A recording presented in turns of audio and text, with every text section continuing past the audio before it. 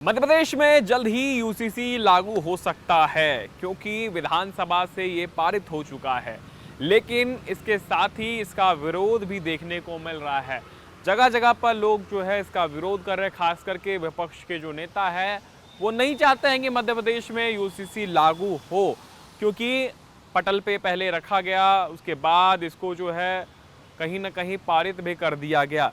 लेकिन जो सबसे बड़ा सवाल यही है, क्योंकि अब जल्द ही मध्य प्रदेश में यूसीसी को लाने की तैयारी चल रही है और माना ये जा रहा है, क्योंकि जिस तरीके से विरोध देखने को मिल रहा है, विरोध के बारे में खासकर बात करें, जो कांग्रेस के विधायक है आरिफ मसूद, उन्होंने इसका पुरजोर विरोध किया और सीधे तौर पर विधानसभा के अंदर भी अपनी बातें रखी। हालांकि उनका जो विरोध है वो ज़्यादा समय तक नहीं टिक पाया, लेकिन जो सड़क से लेकर के सदन तक बात करें तो कांग्रेस के विधायक जो है वो उतर चुके हैं। देखने को मिला आज कई जगहों पर धरना प्रदर्शन भी जो है वो किया गया और मांग यही की गई कि मध्य प्रदेश में यूसीसी को लागू नहीं किया जाए। और जब अब विधानसभा से ये पारित हो चुका है तो राज्यपाल के हस्ताक्षर के लिए जाएगा। उसके बाद तमाम सारी जो प्रक्रिया होती है वो करने के बाद मध्य प्रदेश में इसको लागू किया जाएगा।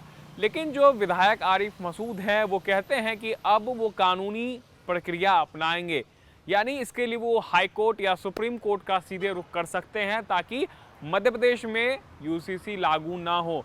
लेकिन ऐसा होता हुआ बहुत कम नज़र आ रहा है, क्योंकि जितने भी बीजेपी के विधायक थे उन्होंने सर्वसहमति के साथ जो है इसको विधानसभा से पारित किया। विधानसभा से पहले हमने देखा था कि जगदीशपुर में एक बड़ी कैबिनेट बुलाई गई थी। उस कैबिनेट बैठक में सबसे पहले इस ड्राफ्ट को मंजूरी दी गई, क्योंकि 60 दिन का समय ड्राफ्टिंग कमेटी को दिया गया था। अलग अलग सुझाव इसको लेकर के लिए गए थे, जिसमें कि हिंदू, मुस्लिम, सिख, ईसाई, तमाम सारे धर्मों के जो धर्मगुरु हैं उनको भी बुलाया गया। साथ ही साथ प्रबुद्धजन, पत्रकार, वकील और जितने भी अलग अलग पेशे के लोग हैं उनको भी बुलाया गया, ताकि सर्वसहमति के साथ कितने कड़े कानून बनाए जा सकते हैं उसको लेकर के चर्चा की गई। बताया ये जा रहा है, जो सरकारी डाटा निकल करके सामने आ रहा है, कि 10 लाख से अधिक सुझाव मिले, जिसमें एसएमएस, मिस कॉल और सोशल मीडिया प्लेटफॉर्म के माध्यम से सरकार ने सुझाव मांगे थे। और ये सुझाव जो है वो बता रहे हैं कि सीधे तौर पर मध्य प्रदेश में अधिक लोगों ने जो है ये चाहा कि मध्य प्रदेश में यूसीसी लागू हो जाए।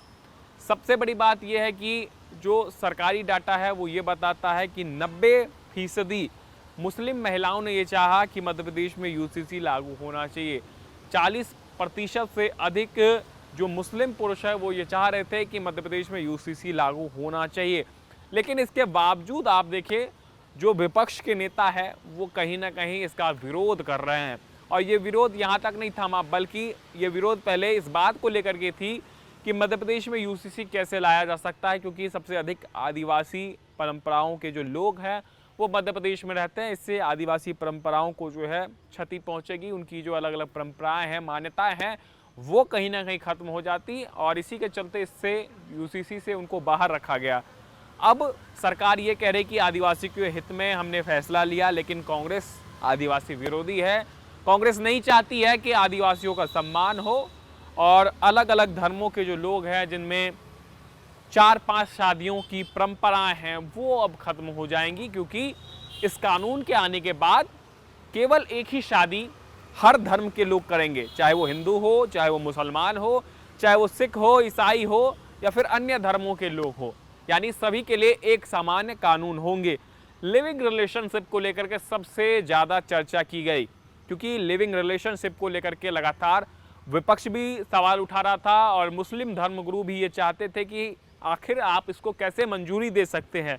तो उसके तहत एक प्रावधान किए गए हैं, जिसमें 21 साल का लड़का और 18 साल की लड़की अगर एक साथ रहना चाहते हैं तो सबसे पहले रजिस्ट्रेशन अनिवार्य होगा और इसके बाद वो एक साथ रह सकते हैं। दूसरी चीज़ ये थी कि लगातार कई सारे कानून जो है अलग अलग मैरिज एक्ट होते थे, उन सभी मैरिज एक्ट को ख़त्म कर दिया जाएगा, और यूसीसी अगर लागू होता है तो सभी धर्मों के लिए एक जैसा जो है वो चुनाव होगा। और निश्चित तौर पर कह सकते हैं, क्योंकि अब ये विधानसभा से पारित हो गया है, तो जल्द ही माना ये जा सकता है कि मध्य प्रदेश में यूसीसी लागू हो जाएगा।